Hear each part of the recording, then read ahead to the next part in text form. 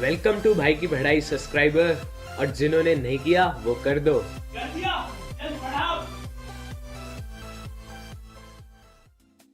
और दोस्तों कैसे हो? तो आज का चैप्टर एक समरी टाइप है कि पिछले 5 सालों में हम लोगों ने सिविक्स में क्या क्या पढ़ा।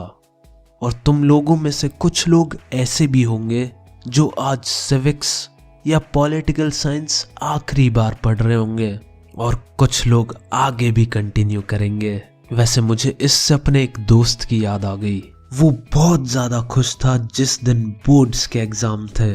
कह रहा था, भाई आज लाइफ में लास्ट टाइम मैथ्स पढ़ी है, आज के बाद मैं इस घटिया सब्जेक्ट की शक्ल नहीं देखूंगा। फिर क्या था, एक हफ्ते बाद मुझसे पूछने आ गया, भाई कोई मैथ्स का अच्छा सा टीचर बता दे। घर वालों ने ह्यूमैनिटीज विद मैथ्स दिला दी।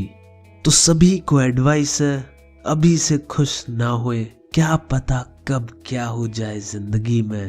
तो चैप्टर का नाम है आउटकम्स ऑफ डेमोक्रेसी। तो लास्ट 2 इयर्स में हमें जो डेमोक्रेसी की कुछ अच्छी बातें पता चली है वो ये है।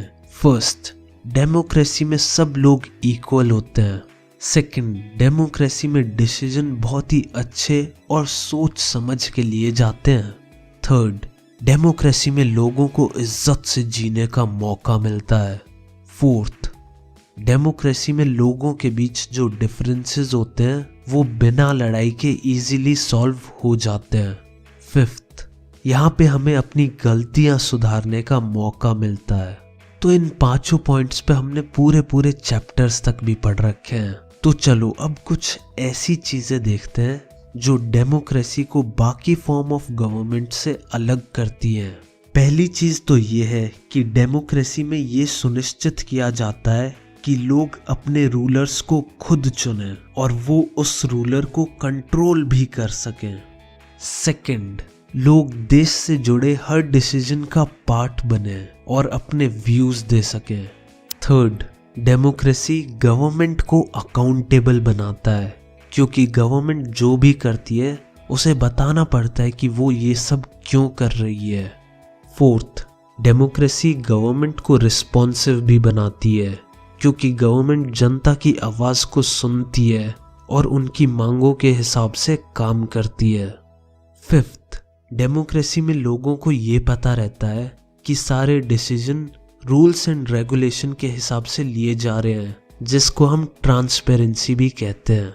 तो ये सब चीजें डेमोक्रेसी को एक लेजिटिमेट गवर्नमेंट बनाती है, यानी एक अच्छी गवर्नमेंट। और इसमें कोई डाउट वाली बात भी नहीं है, सब कुछ साफ साफ दिख रहा है। वर्ल्ड की हिस्ट्री पढ़ लो यार, और फिर किसी भी टाइम पे किसी भी टाइप की गवर्नमेंट को देख लो, सारी चीजें यही कहेंगी कि डेमोक्रेसी परफेक्ट तो नहीं है, लेकिन अभी तक का बेस्ट सॉल्यूशन डेमोक्रेसी है।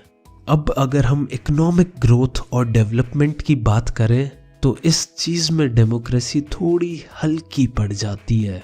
जिन कंट्रीज में डिक्टेटरशिप होती है वो थोड़ी जल्दी डेवलप होती हैं, क्योंकि वहां डिसीजन जल्दी लिए जाते हैं। वहीं डेमोक्रेसी में बहुत ज्यादा सोच विचार कर डिसीजन लिए जाते हैं, इसीलिए काम थोड़ा सा स्लो पड़ जाता है। लेकिन इसका कुछ ज्यादा फर्क भी नहीं पड़ता। मेरे हिसाब से तो 1% के आसपास ही फर्क पड़ता है। और रही बात इंडिया की, तो इंडिया डेमोक्रेटिक देश है और फिर भी वर्ल्ड की फास्टेस्ट इकोनॉमीज में आता है। तो हमारे केस में तो डेमोक्रेसी ने इधर भी बहुत अच्छा परफॉर्म किया है। अरे एक चीज और, डेमोक्रेसी सिर्फ तुम्हें पॉलिटिकल इक्वालिटी प्रोवाइड करती है, यानी 1 वोट 1 वैल्यू जैसी चीजें। लेकिन इसका मतलब ये नहीं है कि वो तुम्हें इकोनॉमिक इक्वालिटी भी प्रोवाइड करेगी, बल्कि डेमोक्रेसी में तो इकोनॉमिक इनइक्वालिटी और भी ज्यादा बढ़ जाती है। डेमोक्रेसी में हमें देखने को मिल रहा है कि जो अमीर हैं वो और भी अमीर होते जा रहे हैं और गरीब और भी ज्यादा गरीब होते जा रहे हैं। तो ये भी एक बहुत बड़ी डाउनसाइड है डेमोक्रेसी की। लेकिन फिर अब ये भी है कि अमीर सिर्फ 1-2 लोग हैं और गरीब हजारों। तो पार्टी गरीब लोगों की बातों पे ज्यादा फोकस करती है ताकि वो इलेक्शन जीत जाए। और इसी वजह से गरीबों के साथ नाइंसाफी नहीं होती। डेमोक्रेसी का एक बड़ा प्लस पॉइंट ये भी है कि यहाँ अलग अलग टाइप के लोग एक साथ रह पाते हैं, वो भी बिना किसी लड़ाई के। वरना बाकी टाइप की गवर्नमेंट्स में लड़ाई होने पे वो होता है जो डिक्टेटर चाहता है या जिन लोगों की मेजॉरिटी होती है। पर डेमोक्रेसी में बातचीत करके एक बढ़िया सा सॉल्यूशन निकाला जाता है। और जो मेन और बेस्ट चीज है डेमोक्रेसी की, वो है कि वो अपने सिटीजन्स को इज्जत और आज़ादी दोनों देता है, यानी डिग्निटी एंड फ्रीडम। ये बाकी टाइप की गवर्नमेंट में मिलना मुश्किल होता है। उधर इक्वेलिटी जैसी चीज क्या होती है किसी को पता ही नहीं होता। वहीं डेमोक्रेसी में सारे लॉज लोगों को फ्रीडम और डिग्निटी प्रोवाइड करने के लिए बनाए जाते हैं, इसीलिए लोगों के साथ कभी कुछ गलत नहीं होता है। अगर होता भी है तो उन्हें कोर्ट जाने के बाद इंसाफ मिल जाता है। अब बारी है तुम लोगों के साथ इंसाफ करने की, तो इसलिए इस चैप्टर को यही खत्म कर दिया जाता है। वैसे इस चैप्टर में कुछ ज्यादा नया तो था नहीं, सब वही था जो हमें पहले से ही पता था।